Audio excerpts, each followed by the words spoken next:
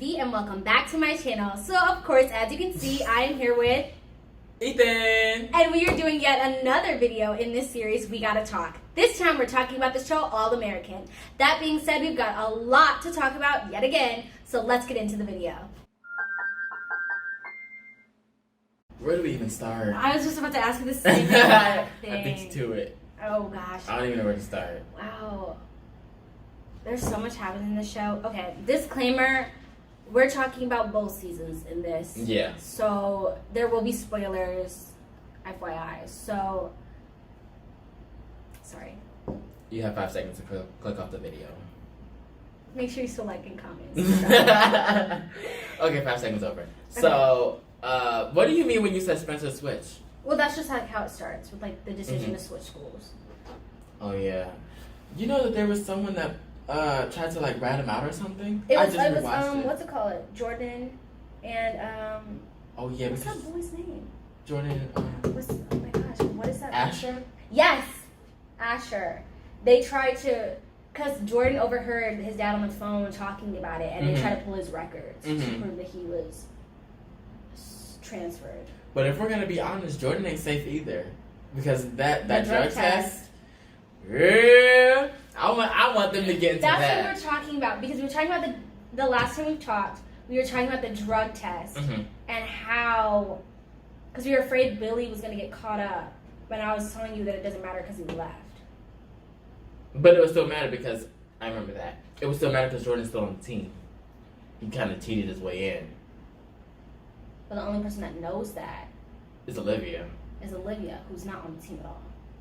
Because he doesn't know that. That's true. But at the same time, the way Clear Skin was playing, Cliff, that's his name. The way he was playing his cards, I thought he knew something similar to that.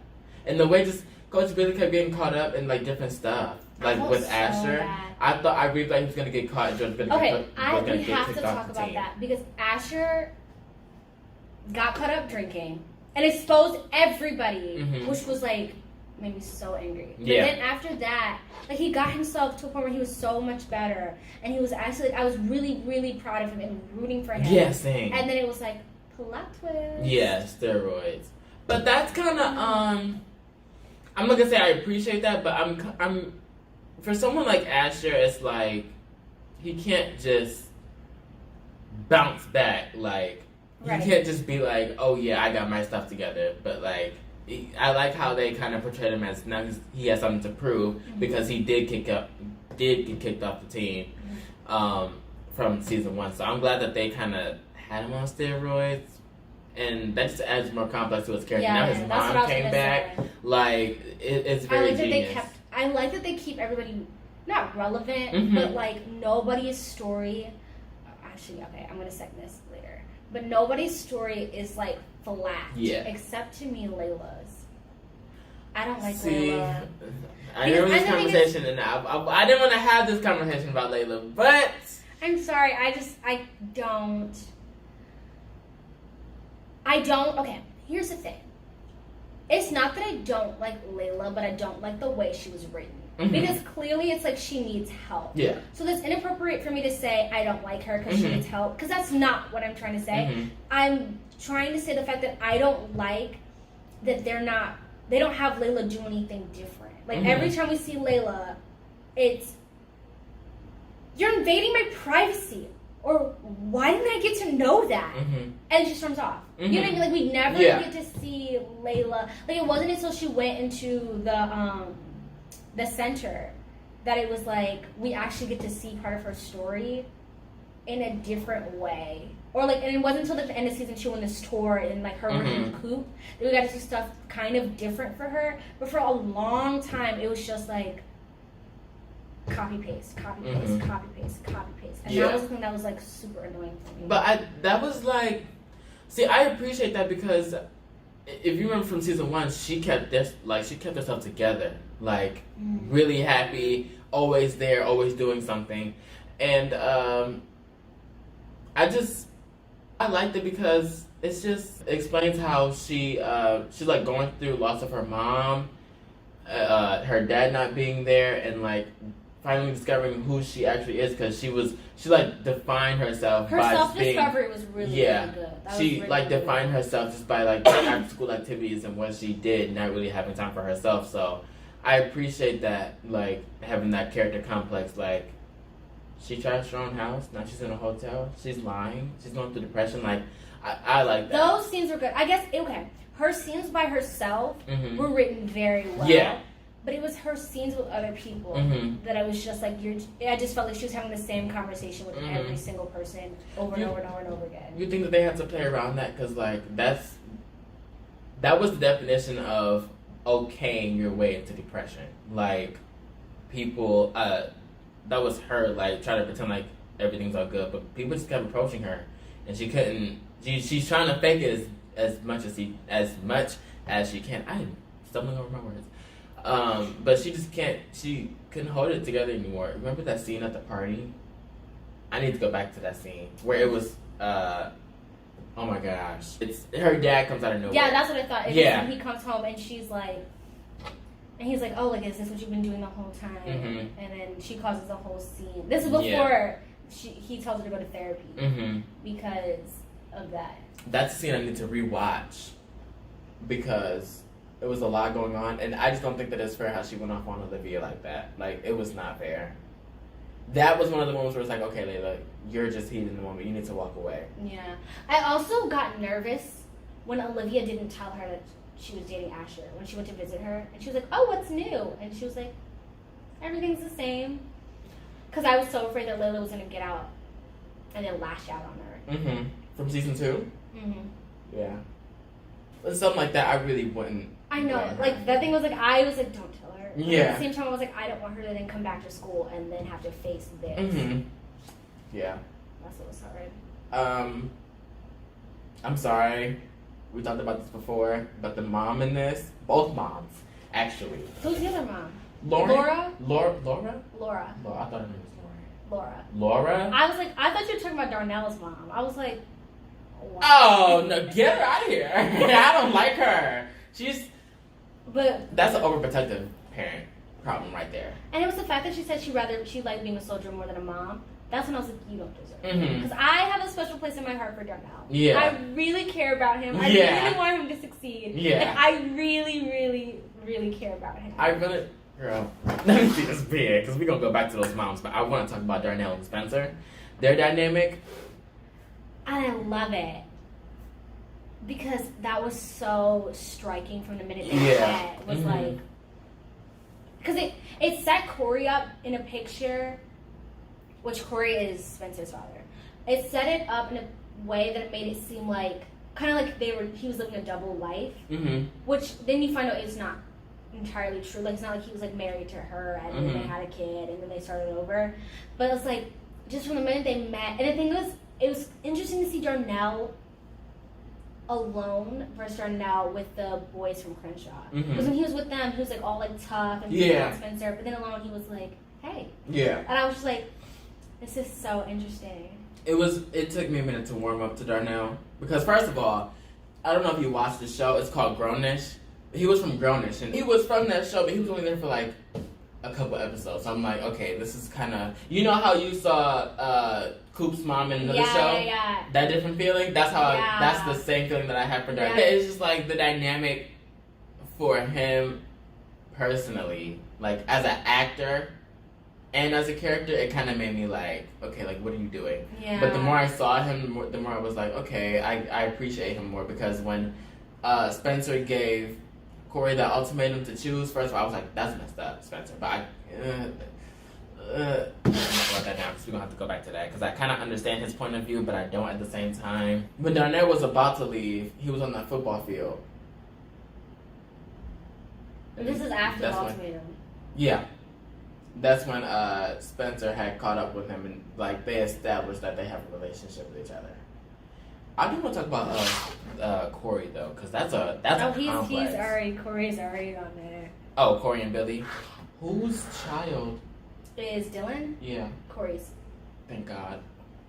They ended season 1 just like that. I was like, girl, I need season 2 tomorrow. Like, That was a good plot twist, and I'm happy that it wasn't Billy's because that would have was said too much. Yeah, that would have way too much. Like For Laura's heart, no. And then that just was too much. Mm-hmm. Like I'm glad that they kept it like under the table. Like we're gonna bring this up, but we're gonna resolve it to being Corey's, and so that I like that because we found out that Dylan is Corey's dad. Corey's Dylan's dad. That we get to see like a second chance for Corey, because second chance at life and second chance as a dad, because remember he had cancer. That was so sad. To like rejuvenate his relationship with another son of his, which is Dylan, and I'm glad that they kept well, actually Spencer didn't really keep his relationship with Dylan a secret. Like Spencer didn't keep his relationship with his dad a secret from Dylan, right? Yeah. That's interesting. I like Dylan. He's got on my nerve. I like him, but I mean, I can understand the shift of like why he started being so mean to Spencer, but at the same time, can you explain to me like how you understand that shift? Because I didn't. I want to smack him. I want to smack him. Because he's so young, it was just like this moment of like, because at that point he was then put in Big Brother camp, and so it was this feeling of like, it was like, because he's so, isn't he like 8 or something? Like he's really young. Like I would say youngest is 12 or 10 or something. Yeah, like he's young. And so it was like this shift of like, it was like happy family of like Grace, Spencer, and him. And then it was like Spencer's leaving, which like they're best friends. Like that's how they start together, is them like arguing, and she's like, "Will y'all stop?" Like you know what I mean? Like it's just like you can already see from the minute we meet them together, it's like they're brothers. And so it's like with Spencer now gone, because he would sneak home to visit him, and he's like, you know, like I'm fine, like go. And then it was like Spencer starts to fade away, and then it was a whole like pulling the rug under them because Corey's back. Because Dylan was so little. Like when they go to that montage, Dylan's like a toddler, if not even probably a little bit younger when his dad is there, and when he leaves the first time. So he doesn't remember that. So then it's like, oh great, Dad's back. And in a way, the things that he does with his dad are kind of the things he's done with Spencer. Like they go play football, they go do activities together. You know, I'll take you home, like stuff like that. And so then it's like now his dad is leaving him again. After he's just had all this stuff, but he's leaving because he died, and then Spencer's now gone too, working all this time, and so it was this feeling. I could see that for him that it's just like people. I feel like for Dylan, it's looking like people are just walking in and out of his life, because like Coop was in and out of their house too. So it's like every support system in Dylan's life besides his mom has been like, "Hi Dylan, how are you? Okay, gotta go." And like everyone's like, I'll protect you, we're fine. And then he's like, just kidding, I've got better things to do, Dylan. So that's why he gets so mad at Spencer, because he's like, you get to pick and choose when you're my brother. And that's why I was so like, you're never home anymore. And it was like, I'm not a priority to you. So it just felt like everyone was leaving Dylan behind. So that's why I can feel the shift in Dylan. That's why I can like understand that shift in him. Because also, I mean, he's a kid, so he's still like growing up and everything. So that shift would hit him harder than like, this is life. You know what I mean? Like for Spencer, he was like, I've already went through all this stuff. So that's also what was interesting. Is like I appreciate that, like, not that I appreciate that Spencer already went through it, but you could see the different ways of coping. With that in different like maturity levels. That's very interesting. So that's the breakdown. I did not think about that. You better read the room, because that was really, really good. I didn't even know. I didn't even think like that. Like. Literally everyone has walked in and out. Even Sean, when he gave him that comic book as a little token of like... Yeah, and then Spencer came in and was like, don't ever talk to my little brother again. Yeah. Like... And then all of a sudden, like, that was the last time we saw Sean with Dylan, like, he died. Like, yeah. Ooh, I'm gonna have to sit with that a little bit. I'm gonna have to rewatch that whole episode, because I don't really want to watch the episodes with Corey dying. That's too powerful. I can't. When he died in the chair holding the jersey, I knew he was gonna die. Yeah. When again with like feeling, and we can then go to Sean. Like that's what's so interesting about the deaths in the show is you can feel the energy. Like they build the energy so tight that you just like your soul is so connected that you can feel the break coming. Mm-hmm. Because the minute he was like, "Oh, I'll go get it for you," I was like, Girl, "Goodbye." the writers already wrote him off. That was You really, know, really the sad. minute he said, "I'll get the jersey," that was it. But Mhm. they had him in the chair. I was just like, oh. The acting in that like entire scene, because I believe that was the same scene where Spencer made it known like he's angry at his dad. Yeah. Oh, where he was like, I'm angry. Whew. If my body allowed me to And cry. they just went fishing. Yeah. There was a life lesson in that fishing too. What was it? Patience. And Okay. it was about patience and Can we because I watch? feel like it was about something like the journey or the destination type of thing. Mm-hmm. Like it was something very, because they were talking about like how it's not about like the fish itself. It's about like Mhm. taking the time for yourself. What if I just like made that up so wrong? But what if you made it up and it's right? Well, you never know. Oh God, there's so much stuff we can talk about. Well, back to energy. Sean's death. Yeah. I knew it because they played it so well. Mm-hmm. Because I knew he was gonna die the minute he called Coop from outside. Mm-hmm. And that's like, to someone watching, is like a micro detail, like whether he called in the car or outside doesn't Mhm. make a difference. But it was the fact that he was standing outside of his own house before he went in to call someone Mhm. inside his house. That's where I was like, you know what I mean? Like it just didn't Yeah. line up. Like I was like, he needs to be open. And that was right before something good happened for him. Like, No, I feel he was bad. like, I feel got bad. it. I'm ready Yeah. to go. He had a little girl. I wonder where the little girl is now. I know. I think it's with their mom. No, because Sean, I was just about to go to that. Did you think that it was going to be Sean's mom that killed Tyrone? No. I did not think that either. Not at all. When she came back, she was like, it was time. Because they wrote that so well. Uh-huh. That it was like a really good cover story. Like, Mhm. it's time for me to come home. Yeah. I needed closure. Yeah. We didn't think the closure was. Yeah, it was going to be like a close. bullet. Close! Like, we didn't think that. Yeah. But, like, go ahead. Like, I was shocked. Yeah. Shook. I don't even know what word to say there. It's Yeah. like, and like the fact that, because this is the thing is like, and this we can use this to transition into Coop and Patience, but when the video of Coop with the weapon Mm-hmm. was like came up, I was Mhm. just like, oh no, 'cause she was Mhm. like that weapon is what I needed to be cleared. Yeah. But in Patience, when she was like, I threw it in the river. Once she kicked That's that better, backpack, God. Yeah. I said, oh, you're a good one. Yeah. She got the bandana. She said, Uh-huh. bye bye. Can we talk about that? Of course. Real quick, and then we gotta go back to Sean's mom. No, let's go back. Cooper's Patience, okay? Then we can go back to Sean's mom, instead of Tyrone. But,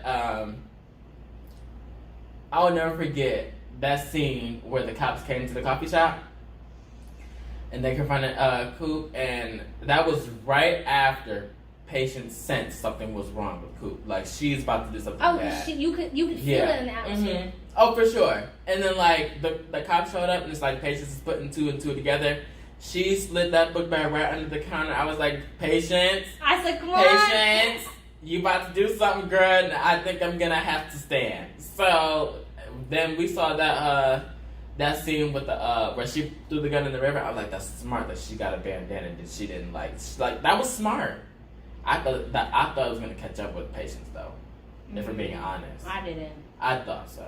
I thought they were gonna come to her house, Mhm. but I didn't think it was. I didn't think that the weapon in the water Mhm. was gonna come back to her. I really did think Like, like I was there like, was that's- cameras somewhere. Like it's gonna be back to Patience, and Coop and Patience are gonna be like in for the ride of their life because it's about to get ugly. But like that was just like going back to Tyrone's death Mm-hmm. That was something that was very well played again. out. Talking about atmosphere, because it was obvious. You could feel it. Mm-hmm. Something in the air is about to. Yeah, because happen. it was the way it was very. It sounds silly, but like you know, like old Western film, when they Mhm. have like little music and it's like Mhm. the sheriff and he's like looking around. It was very that. Yeah. because he was like smoking and looking, and then it was like the kids on the bike, and I Mm-hmm. was like, bring, bring, and he's like, you know, that's weird. Yeah. And then it was like, It was like boom, yeah. boom, boom, boom, boom, boom. It was like, oh dang. And then they had him laid out on the couch in the front yeah. porch.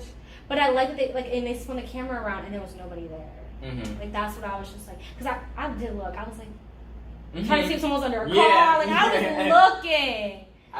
I really thought it was cool. I really thought, but then it turned out to be with Sean's mom.